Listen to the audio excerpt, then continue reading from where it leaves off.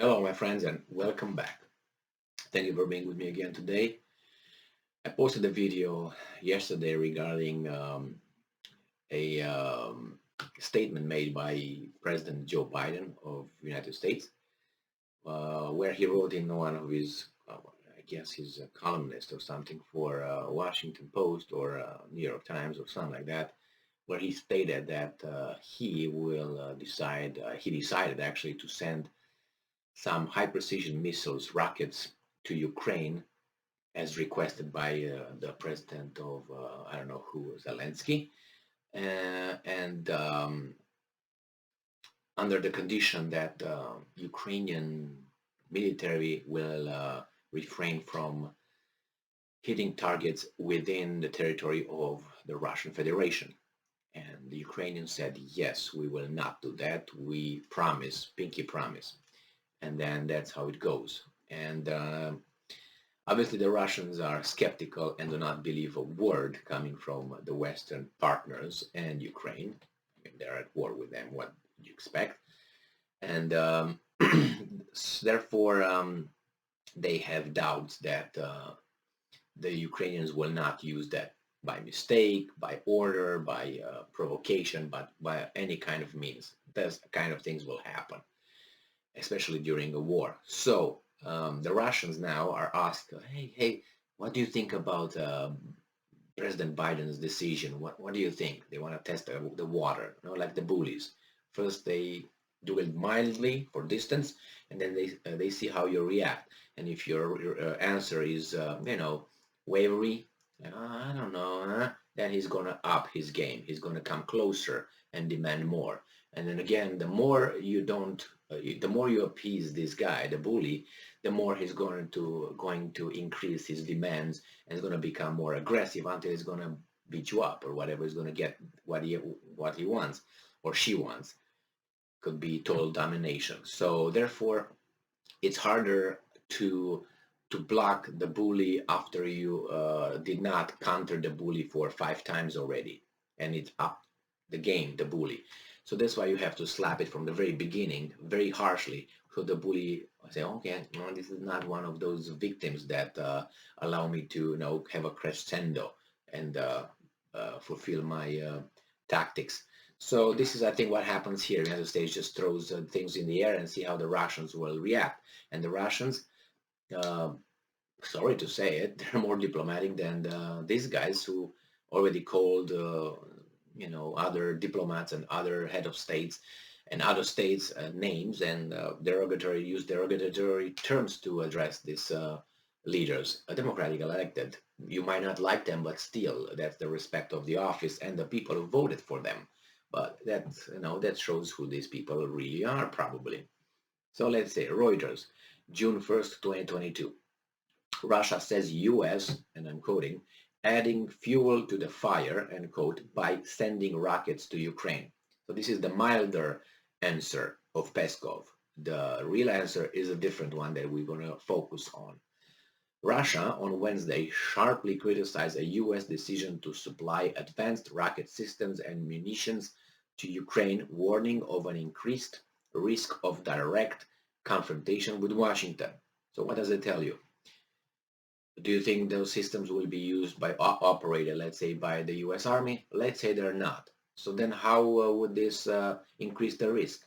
Because as if you remember, the Russians said whoever is going to supply certain weapons to Ukraine, we're going to have problems with the suppliers, not with the Ukrainians. In this case, it's the United States. So that's the first warning, not the adding fuel to the fire. That's the mild one. The other one is like, yeah, as we said before, if you have memory, we said that who supplies those kind of things, we're going to take care of them. We have a problem with them. So I don't know how they're going to do it. Want to shoot at the Americans? I don't think so, but I don't know. So Kremlin spokesman Dmitry Peskov told reporters, and I'm quoting, we believe that the United States is purposefully and diligently adding fuel to the fire, end quote. Now, my assessment of Peskov is not a very, very high IQ guy. I'm sorry, I tried to give him, a few chances. I heard him speak in interviews, and he's not the sharpest tool in the toolbox, I must say. Now, he's not an idiot, obviously, but he's not, you can't compare him, for instance, with Lavrov. Lavrov, let's say, is I don't know, superstar, and this guy is a, I don't know, he's there, it's like, I don't know, let's say from 0 to 10, if Lavrov, let's say, is a 9 or a 10, this guy is, I don't know, 5 or 6, that's right, maybe 6. If you take, for instance, the foreign minister of Hungary, he's again at 9. I can remember his name with S, Suja George something. That's a 9. And if you take the foreign minister of India, Jan Kanshtar, well, I can't remember his name, but that's sounds like that. Jan Kanstar, he's a 9 or 10 again. So there are people over there. If you take Blinken, I would give him a 5, for instance. Unfortunately, if you take Truss, whatever her name is, from Great Britain, again, I give her a 4. If I take the German foreign minister, I give her a 4. Or that's that. Just listen to them, how they speak, how they analyze things, and you just realize these are just hacks here. So, nevertheless, when asked how Russia would respond if Ukraine uses U.S.-supplied rockets to strike Russian territory, Peskov said, "Let's not talk about worst-case scenarios." So, worst-case scenario, this was a good answer coming from Peskov, I gotta say, because probably he was advised, don't say anything, let them guess. That's the hardest way to do it. Because people imagine, are they going to use weapons? What kind of weapons? Towards whom? What? So yeah, let's not talk about the worst case scenarios. So the worst case scenarios could be the worst case scenario that those guys are going to use it to hit Russian territory, and the worst case scenario would be we're going to use the worst case scenario to whomever if they do that. So the question was, what if they how would you respond? So the response, and he said the worst case scenario. That's only one worst case scenario is atomic bombs, atomic nuclear weapons. That's what the worst case scenario. People who have ear can listen to that. Now, I don't want to be, oh my God, but how do you take it? Worst case scenario could be the guys are going to use it against us. And from us, the worst case scenario will be retaliating to your question with whatever we have the worst weapons. All right. U.S. President Joe Biden has agreed to provide Ukraine with advanced rocket systems that can strike with precision at long-range Russian targets as part of a new U.S. package to help Kiev defend itself in the 3-month-old war began with Russia in February 24. Okay, Washington agreed to supply the rockets which are capable of hitting targets as far away as 80 kilometers, 50 miles. They don't want them to hit further, but if you bring to the border, you can go. After Ukraine gave assurances, that's the quote unquote gave assurances. Yes, we will not. We promise that will not use the missiles to strike inside Russia itself. Senior U.S. official said. Peskov said Moscow did not trust such assurances for good reason. He said it was assessing the risk of rockets being fired into Russian territory and was taking appropriate measures, but that it viewed Washington's step extremely negatively. He said such supplies would not encourage Ukraine's leadership to resume stalled peace talks. That's true. But on the other hand, the other guys say, yeah, but why did you invade? And say, yeah, because the guys were killing the people in East Ukraine. Oh, and the same guys did not implement the Minsk agreements because, so you see, everything goes to 2014, 2015. That's where it is. And U.S. President Joe Biden wrote in an opinion piece in the New York Times, "We have moved quickly to send Ukraine a significant amount of weaponry and ammunition so that it can fight on the battlefield and be in the strongest possible position at the negotiating table." Yeah, okay. Well, this is what's gonna be. I think that the Ukrainians will use that obviously within Ukraine, but when you're desperate, and not desperate, but you don't have control of all your people that operate those systems. So as I said before, accidents, ill intent, stress, all these factors could play into being shot. And not only that, you have provocations. there are interests that are trying to get an armed confrontation between NATO conventional. That's what I think is going to be conventional confrontation between NATO countries, especially Poland and the Baltic states are trying to create more like that. And you never know what could happen. There are a lot of things that are, I don't think they're under control in Ukraine on both sides.